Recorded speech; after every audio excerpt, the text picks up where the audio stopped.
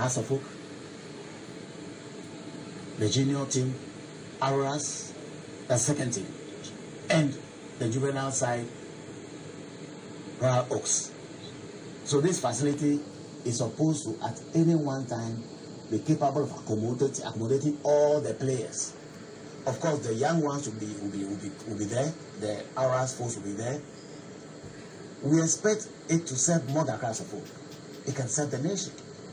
The Black Stars could become there if there's a need. It will serve international teams when they come to play in Ghana. Both club sides and national sides can be there. It can serve corporate Ghana. Those of them who may want a place where they can spend a weekend and have games. Because apart from the structures, we have, 3 full-size pitches and then 2, smaller pitches, making 3 plus 2, 5. Of course, 2 being small pitches. Later, we expect to add tennis courts, volleyball courts, swimming pool. Swimming pool, of course, is part of. They're all in the plan, so that we have a facility that can serve House of Folk, serve the nation in times of need, serve international club sides, national teams, serve the corporate world. It's a very laudable dream. I can't wait for the completion of Pobiman. I was privileged to be in Cote d'Ivoire years back. ASEC Mimosa, they have a similar facility where the national team sometimes do the camp. So when they show the national team, the love for Accra House of Folk. I was born a twin. Incidentally, my twin brother was a Kotoko fan. And I was also folk. I see. So we had our arguments, in the locality, a lot of Hearts fans and then a couple of fans right at home. But that interest has persisted over all the years. The good news is that many are becoming appreciative of what we've been trying to do. So you bear with me, the noise has gone down. And it will go down further. Hopefully, next week we'll hit the ground and start building Pobiman. We want a team that dominates Africa. What it means is that when it comes to performing the market, we must be the likes of Tip Mazembe. We have to challenge the North Africans. So, as I said again, the fact that we've been eluded, SARS eluded us in Africa, is a Ghanaian disease. Okay? We are trying to, fight both that and also performance locally. Before we can get to Africa, we must win locally. So we are building a team that can be all conquering locally and also very much the same, conquering continentally. It's the only way we can achieve our objectives. Before coming, the House fans who knew I was coming here pushed me very strongly. There's a question I didn't want to ask. Their House bus. Oh, we had a bus. It's the COVID. The COVID. In fact, the bus that we had, the thing what was supposed to provide an emergency door, and that was being worked on. Okay. But for COVID, they would have been seeing. So very soon we're going to see the new bus. Almost sooner than soon. No, we beyond that. At the last one of the board meetings, I did talk about another bus. Okay. So beyond the big bus, I wanted to have a smaller bus that can take executives. When I joined the board the second time, it was top on the agenda. The idea of floating shares for Accra House of Folk. So Accra House of Folk, through share holder support, could become a self-sustained organization financially. And I thought at the time, novel that the idea was, I thought it was still great and was going to redefine the future of Accra House of Folk. And I found it very exciting. I came in and I professed, non-belief from the word go in ways and means. Of course, Anas has proved my kind of approach right. The reliance on juju. The reliance on juju, the reliance on influencing referees and all of that. Right. You see what I'm saying? People tried it so many times when I came. They've gotten to know me. So nobody calls me again about having to see a referee or having to, see a juju man. When I first came in, maybe they thought it was a matter of time, and then I could be assimilated into the practice.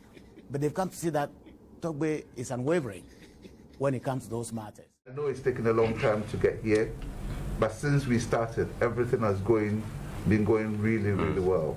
And I'm very pleased with the contractor, the project manager, the team, and the PRO team that have been supplying us with the information. Everything has been fantastic. So funding is from? I don't understand. The funding? The funding is secured. Okay. I think we had a... Is it a partnership, sponsorship, or it's coming directly from Hearts of Oak? No, it's coming directly from Hearts of Oak. I think a few months ago, before we actually started the project, we put out a press release that we've secured funding from one of the major finance houses in the country, and that is still what is happening. We are looking, in terms of going forward long term, to secure naming rights, sponsorship, and there's a number of other things that we could do. And we're looking at all of them and working towards all of them. Okay. NCC, guys, there's been a lot of pressure on management to get this Pobiman project done. What's been your contribution? Yeah, thank you very much, William. And I think my CEO spoke earlier and made mention of the board chairman. Let me also say kudos to the board chairman, and then let me say that supporters are very happy. They are very excited about the Pobiman project. It's something that we've been looking at for so many years, and I think the vision of our board chairman, the board, it's now visible and everybody is seeing it. And so let me first of all thank the board chairman. There are a lot of things that I think supporters can also do to assist the board or the club to get the Pobiman project going. But some of those things can be discussed within. Okay, well, we are discussing a lot of things internally that I wouldn't want to put out now until we finalize most of the things. But I can assure you and your viewers that definitely the supporters will support the Pobiman project one way or the other. Okay. Now, what really is the benefit there from, apart from the playing body management, the supporters? What's the benefit in there, and how do you intend to also intensify some bit of support there for the club? Yeah, the benefits are many. There are a lot. You realize that currently the Accra Sports Stadium, for instance, we are unable to get a lot of our fans into the stadium. I see Pobiman as a new community that we can, get a lot of young ones to start supporting the club. It's a community that Hearts of Oak can get attached to, and in the future, if we get our own stadium, it's a community that will develop a lot of love for the club. So I think it isn't bad at all, if I can say. And if I back to your question again, I think it escaped me. The benefits that you guys are driving for. Yeah, as for the benefits, the bragging rights are also there. Okay. You know the rivalry between Hearts of Oak and our brothers, Asante Kotoko. Okay. And we feel that we are bigger. Okay. We believe that we are bigger. And if we are bigger, these are some of the projects that must lead the way. And so, as you know, we are ahead of them in terms of continental trophies. And now we've set the pace again by starting the Pobiman project. And we are looking forward today also doing But they will tell you that they started the Adako project before you started Pobiman, so... Adako Jachi is no near Pobiman. Even if you look at even the foundational stages of Pobiman, you realize that Adako Jachi comes near. He doesn't come closer to Pobiman one bit. Not even our foundation alone. Wow. Yes, our foundation alone, even without the prefab, Adako Jachi or whatever cannot come close to it. Not at all. It's about, as a student of CSR, I always say that community engagement is very important, and I want to find out, how well have you engaged the people of Pobiman? What is Hearts of Oak giving them in return for this huge project? There's been a number of different engagements that we are doing, and I think when Elvis meant engagement is an ongoing thing. So we've engaged the chiefs, we've engaged the Assembly Chief Executive, the Assembly lady, who is for that lady. So we're gradually, and a significant number of the people who are employed on the project come locally because we deliberately wanted to do that. So there's a number of things that we've started doing that we will also be taking forward because some of the academy boys will be going to school locally. So there will be a local school connection, and then individual homes connection as well. So, in terms of giving back to the community, for Hearts of Oak is ensuring that at least a certain percentage of the academy boys will come from Pobiman, is it? Depending on how good they are. But if you're talking about specifically giving back to the community, one of the things that we're doing is creating an environment that uplifts the whole of the community to a different level. So there'll be jobs, there'll be economic development, and come jobs will be other benefits to the families of those people, and the families of those people will be providing auxiliary work to the people. So there's a thread there that we can get for the community. But what we can also do going forward is when our training pitches are ready to engage the community in terms of local soccer tournaments and that sort of thing. Right. So there's a lot of things that has been done, tried and tested in other countries that gets clubs engaged in the community, and we'll be looking at all of those and identify the ones that will benefit us and the community. You know, some people say it's better late than never, because then you, Hearts of Oak has been extended how many years? Over 100 years, and this is the time now for Hearts of Oak to say, I'm going to secure this project. Yes, you see, in anything in life, you can either see it as a cup half full or cup half empty. What I tend to look at things is to look at where we are and learn from the past, but don't live there. If you spend more than 15 minutes in the past, you're living in the past. We need to learn from it, but we need to actually look at the present, what we can do in the present to make the future better. And that's what we've been concentrating on. Oh, okay. We said you had a partnership with Prampram, right? No, it's because I saw it somewhere that Hearts of Oak really scored. It's been all over the weekend. We've been talking to Prampram, and unfortunately there's some, either people are getting ahead of themselves or there's been leakage. I don't know what's going on.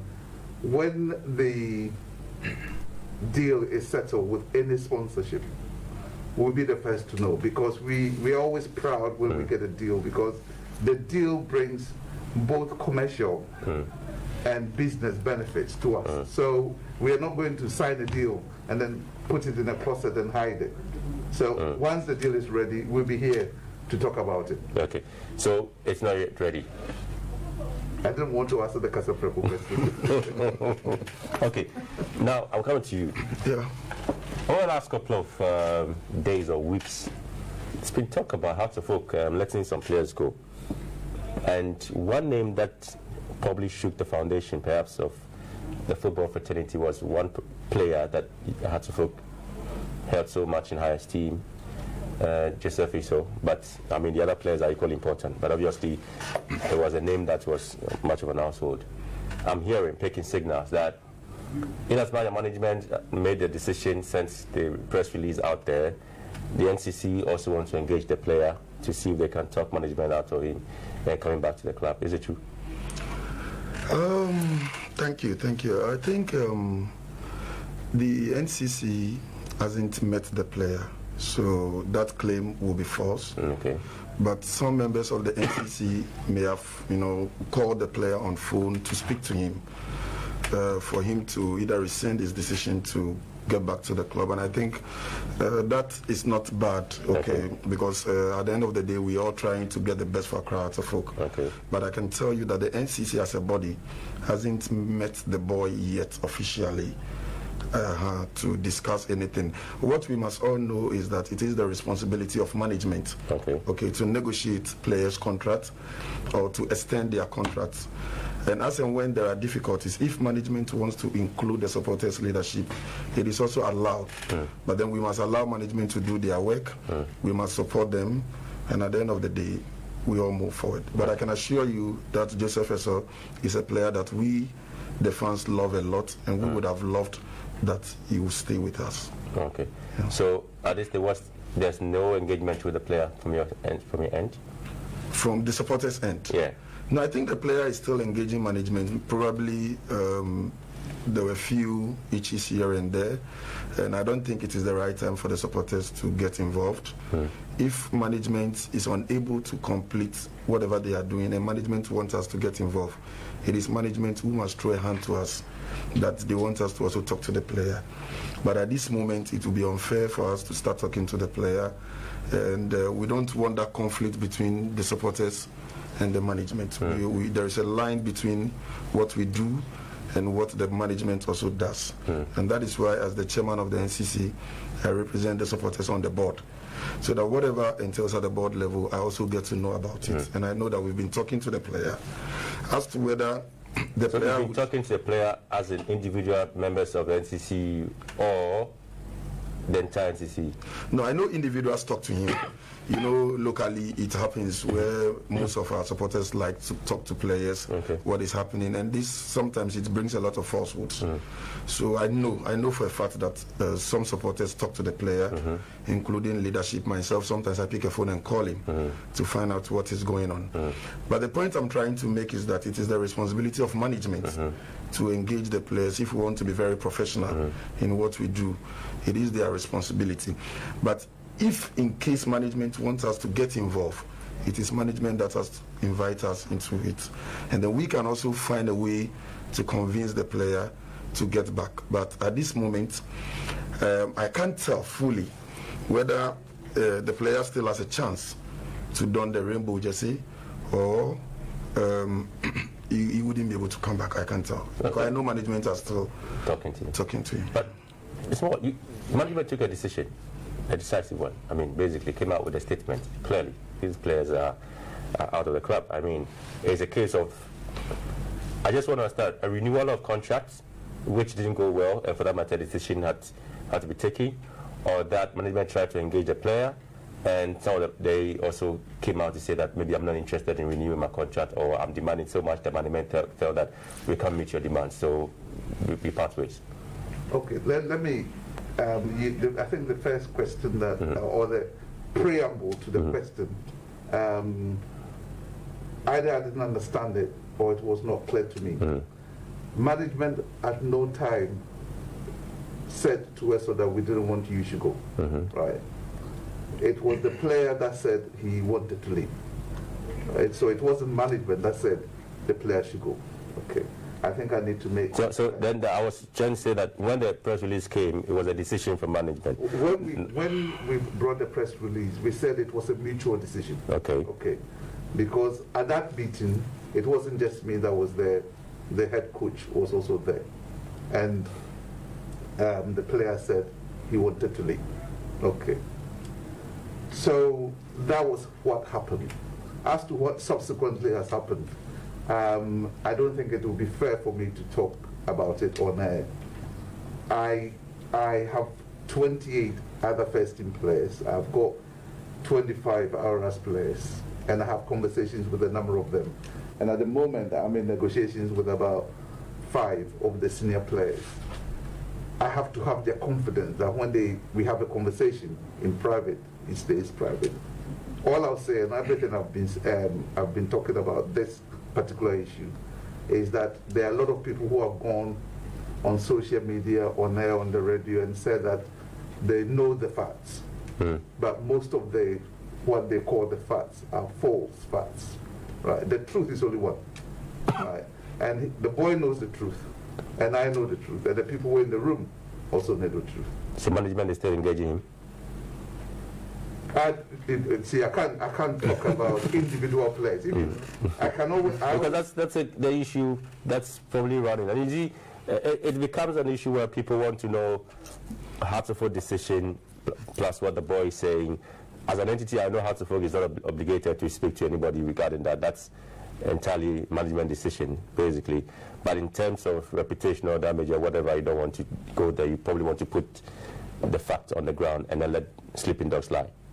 Yeah, that's one way of doing it. The other way of doing it is every party to the conversation tells the truth.